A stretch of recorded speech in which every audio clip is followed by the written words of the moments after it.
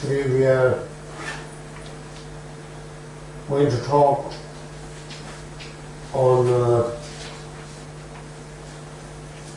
the lamp for the path to enlightenment,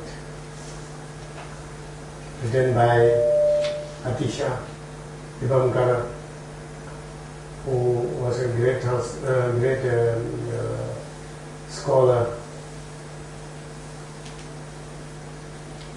and a monk from Nalanda University, and who later visited Tibet and purified Tibetan Buddhism in Tibet in 10th century, 11th century. So this is the lamp for the path to enlightenment, is the root text for all the teachings written on the path to the stages of the path to enlightenment, written by many scholars afterwards. After him, many scholars in Tibet, including the great stages of the path to enlightenment written by the great Geshe. So it is this is the root text. So it actually all the topics, all the points were already taught by Buddha Shakyamuni in his sutras. But for the practitioners,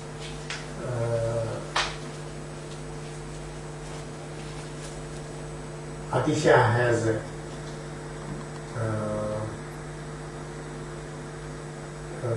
put all the points in order so that practitioners can practice easily, step by step, without making any mistakes and without making any mistakes. Which one is practiced first and then which one follows and so forth. So therefore, this text is a very important text, very important, and the practitioners, Buddhist practitioners, cannot avoid this teaching. So we need this teaching to start our practice, and this is a sort of preliminary teaching, and also advanced practitioners also need this teaching, particularly if you want to practice higher practices in Buddhism. For example, like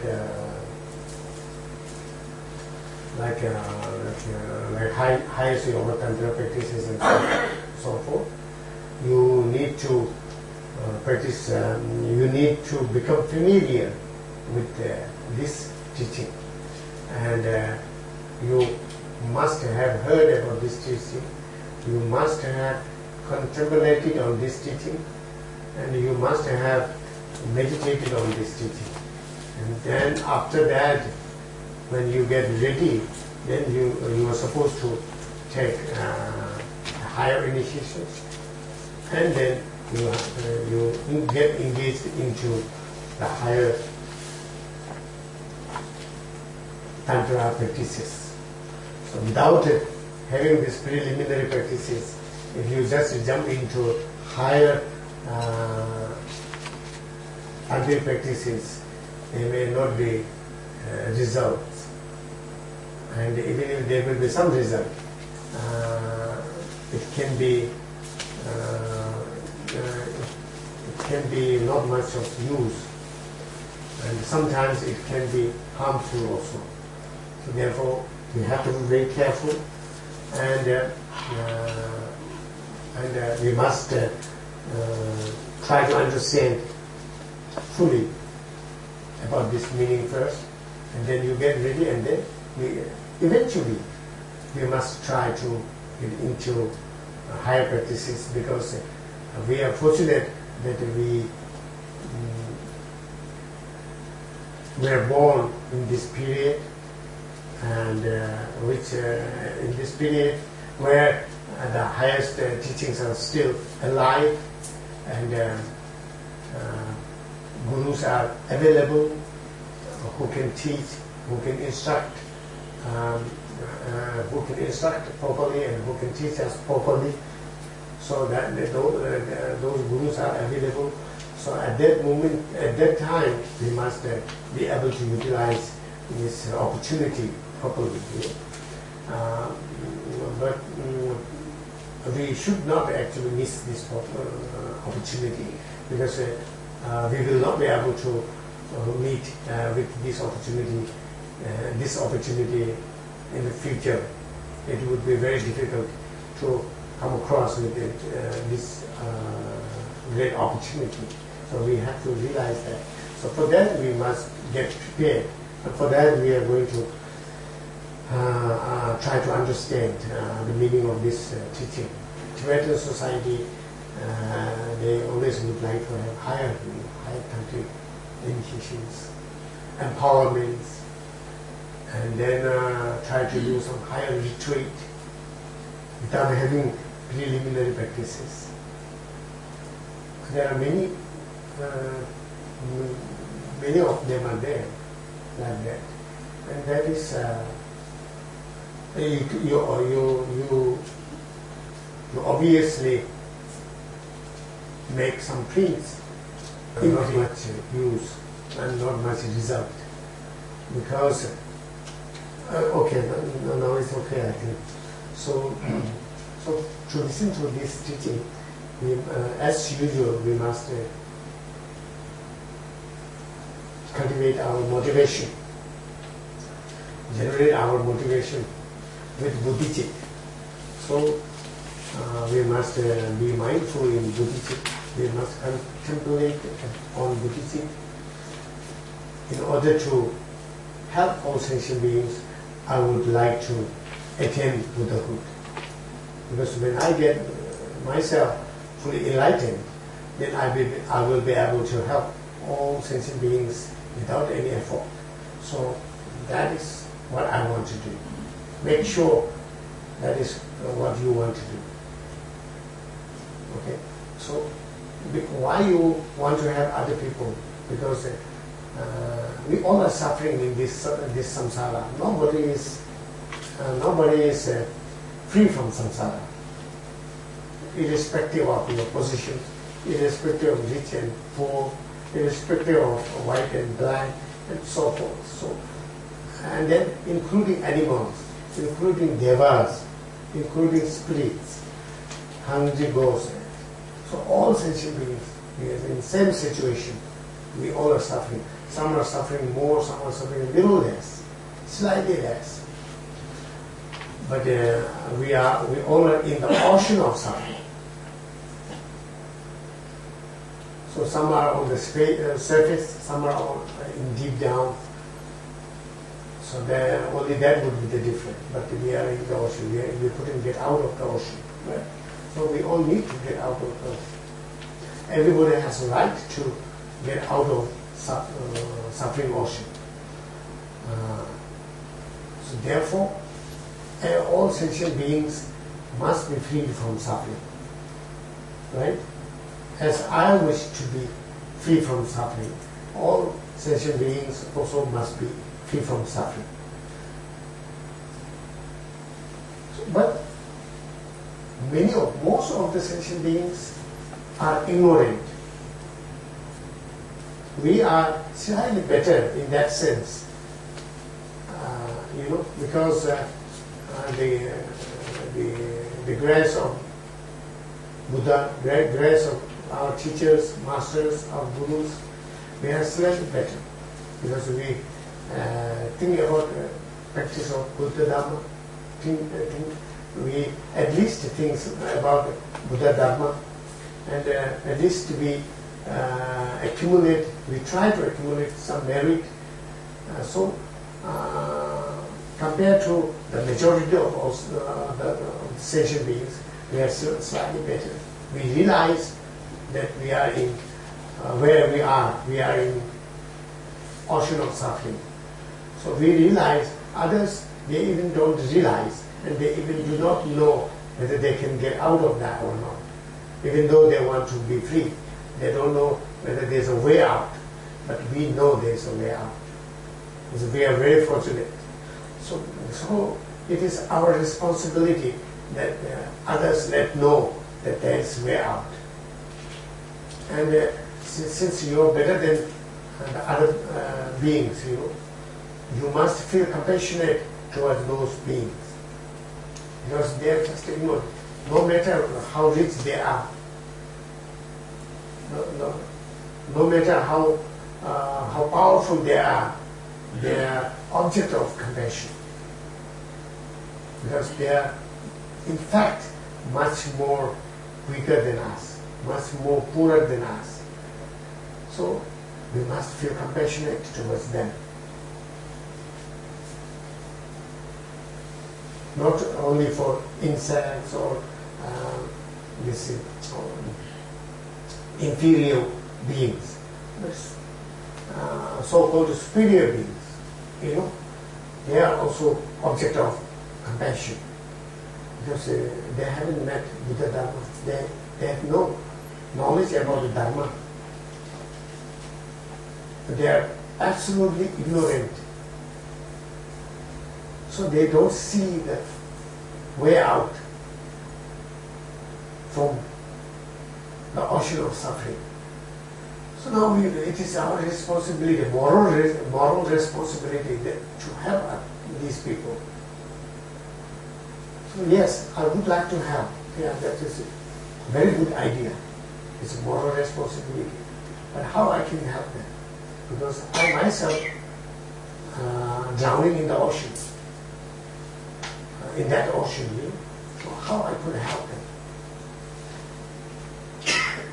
Then there is a way, you see, enlightenment.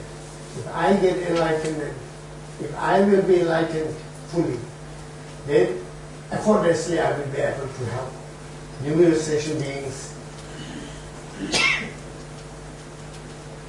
in moments. So that is enlightenment. The Buddhas, they liberate countless number of beings within moments. But beings are limitless, so there are still beings are suffering. So I also would like to help them.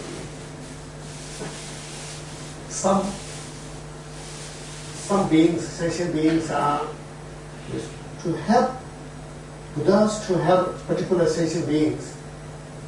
There must be certain connection with that Buddha.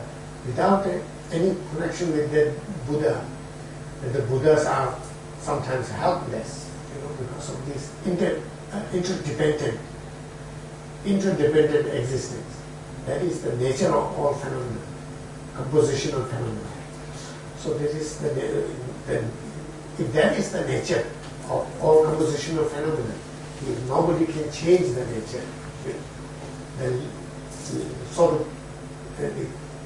The heat is the nature of fire, so nobody can change unless you distinguish the fire. Nobody can change the nature of fire.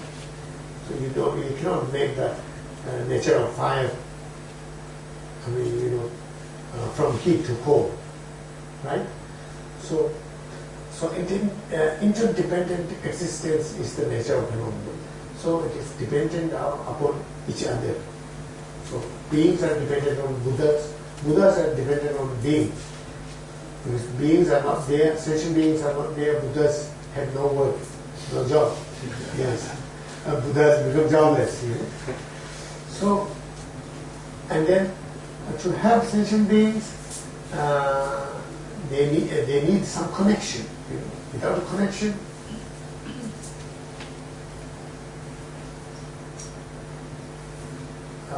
it doesn't work. If you lost the connection, On the computer, nothing is there. You cannot work on the computer. So you need the connection, internet connection. So we need internet connection with Buddha. So Buddha needs internet connection with the sentient beings. Then it works.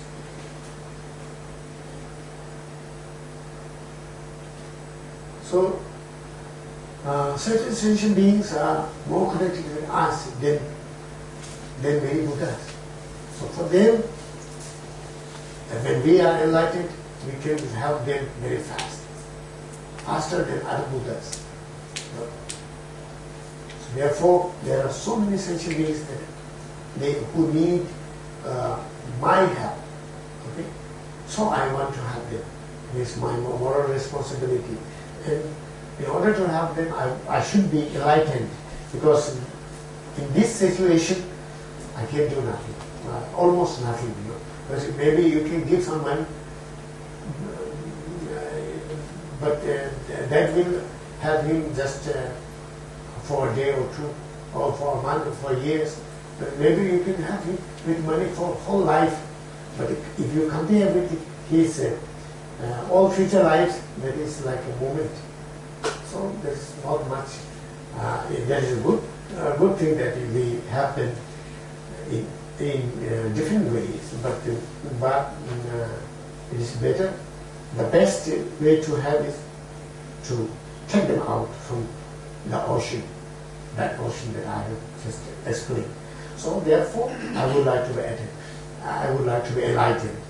For that, I need to practice Dharma.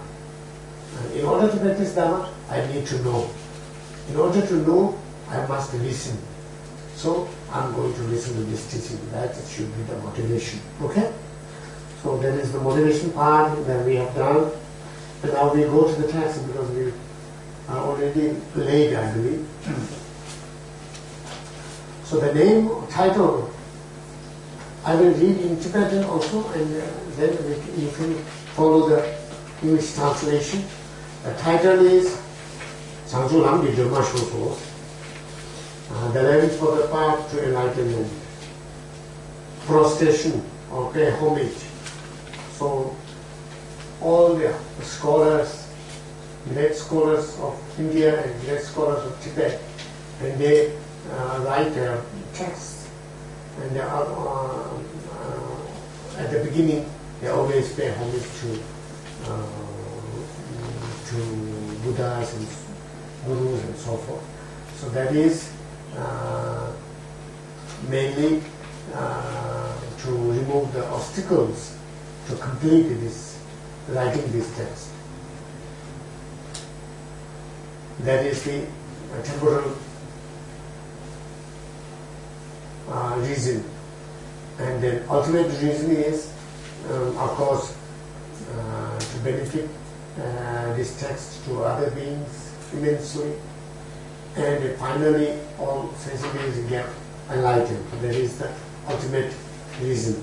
So there are two reasons why they do homage, pay homage to Buddhas. In this case, in here, Zangpo Serba, Jambe Shuru Tobala Chapsaros, pay homage to the Manjushri. Pay homage to the Manjushri. So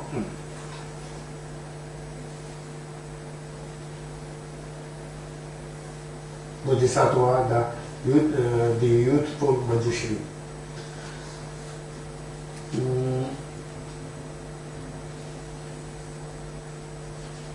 The first verse is Jesum Devatum Jetavan H. Gidinam the Kuvache the Chaz, Loma Sambu Chanzu, Kuduma, Chanzu, and Giduma the Seva Chaz. And then again he pay homage to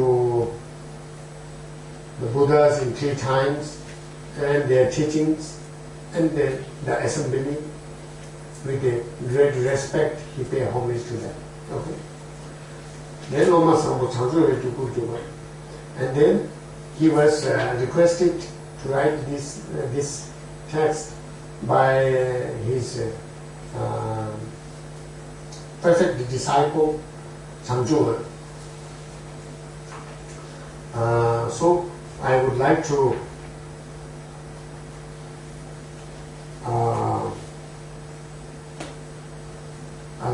to strengthen the lamp for the path to enlightenment. That is, he's making a commitment that I'm going to write this. There are two reasons why he make a commitment. Because when you make a commitment, then it helps to complete the writing. Because the great beings, when they make commitments, they never break them, even though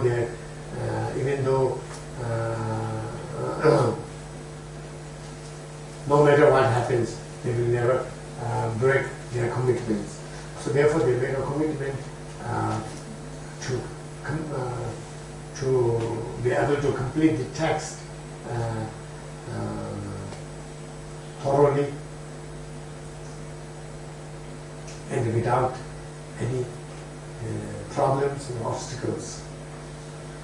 And then Zangpo was the king of Tibet then. And he named Zangpo as a great, perfect disciple, because he asked to give teaching on this. He didn't ask to give high tantra and so forth, because this is going to help all the practitioners.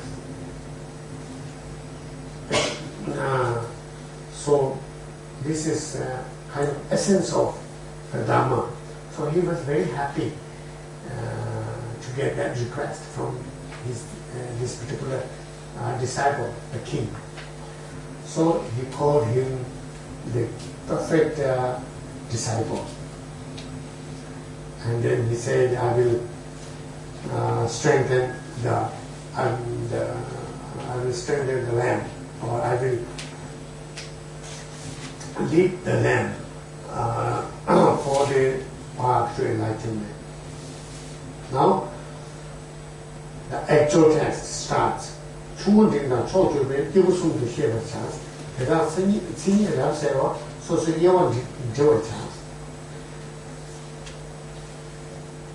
must know there are three kinds of people in the practice of Dharma. So the person with a small capacity, and the person with middle capacity, and the person with a great capacity. So there are three. So you must understand there are three kinds of persons in this path, in this path to enlightenment. And then third verse is Kanshitam Vikanda Kore Devatam Ranitam. The definition of a person who has small capacity in Dharma practice, that is the person who just merely wishing for the joy, happiness or joy of the samsara, who is just wishing for the happiness of samsara or joy of samsara, and think about himself to get all the enjoyments of the samsara, and in order to get them, wish to practice Dharma. That is the person with the small scope, clarity of human realm or Deva realm, God realm. So they are considered the small capacity people. And then next, Sibedela, Jaksa Sibedela, Dogani, Kanshi Ranshi, some Kenyan, Kibutani Jinishi Chas. Another person who is not concerned with them, who turn their back to the joy of samsara, who is not concerned with the joy of samsara. So, who is not concerned with the deva realm and the human realm and the demigod realms. And for that reason, he is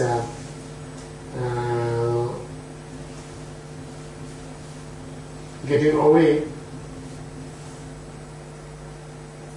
from doing non-virtuous actions, and who is willing to achieve liberation, nirvana, the mere nirvana, mere liberation for himself. That is the middle capacity person. It is called middle capacity person. Now, now next, Nanji Tobe Dunegi, Kansi Shinji Dunegi, Yanga several Kunde, Kibuteni Chorimos.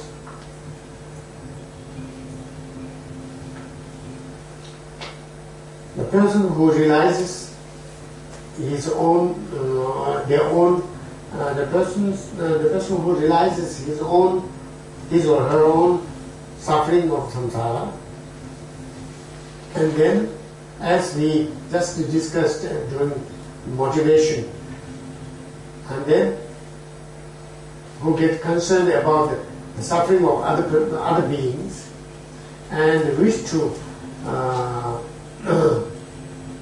finish all the sufferings of other beings. That is called the great being, great person in the practice of Dharma.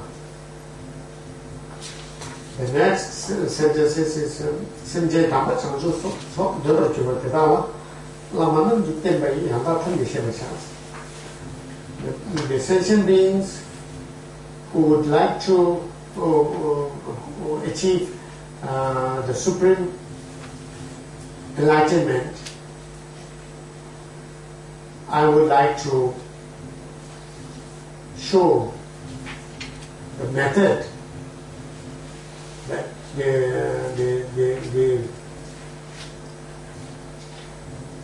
the pure method. I would like to show I would like to explain the pure method which was shown by the gurus to the people, to the sentient beings who wish for the supreme enlightenment. Okay. Lochen Rinpoche说的，现在担保论中，每到都没我的，真正我也吃不起。Now he is explaining how to practice, how to start the practice. And then first you should make offerings, because as I told you earlier, we have to accumulate merit, and that is very important. That is very important in the practice of Dharma. And purification and accumulate merit. So he is going to explain how to accumulate merit. How to accumulate merit. So how to accumulate merit? The first thing is make offerings. So how to make offerings, whom to make offerings. And I told you that I would like to remind you this once again. There are four, five objects to which we can accumulate merit. The first is gurus and Buddhas and Bodhisattvas. First, number one, the best one. The second is your parents, elderly ones, to help them, to respect them, and to serve them. And then third would be to help the weaker people who are not related to you, but whosoever they are, who are weaker people, you try to help them. So those are the objects from which we can accumulate merit. So now here the best object is, as I told you, Buddhas, you know. So for the time being, we can't see Buddhas. So what we're going to do is, the representative of Buddha, we can make offerings to the representative of Buddhas. That is the painting of Buddha, drawing of Buddha, statues of Buddha, and so forth, etc. And then stupas, the base of offering. And you turn towards them. And then you make offering of flowers, incense. And whatever you have, it is not necessary that you should, I have to make an offering, so I must find some gold, silver, diamond, and so on. No need that. If you have, you can. If you are able to make that kind of offering, you can. If you don't have, then you no need to worry. Whatever you have, you can make offering. So you make offering, whatever you can. Then the next, the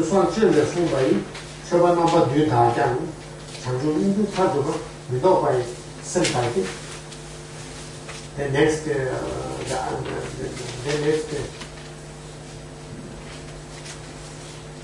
okay. It's a Samandabhatra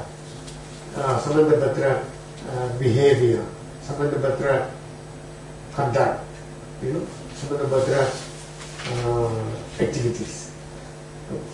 Kunsang is Samandabhatra, that is the ever good, so fallless, you know, ever good, fallless, so ever fallless.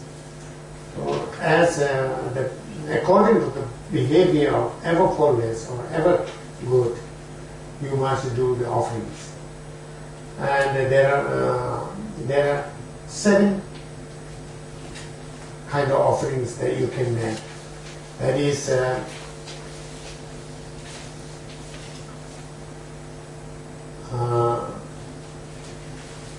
flowers and rosaries and music,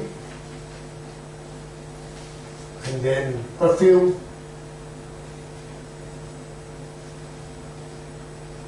and then best incense,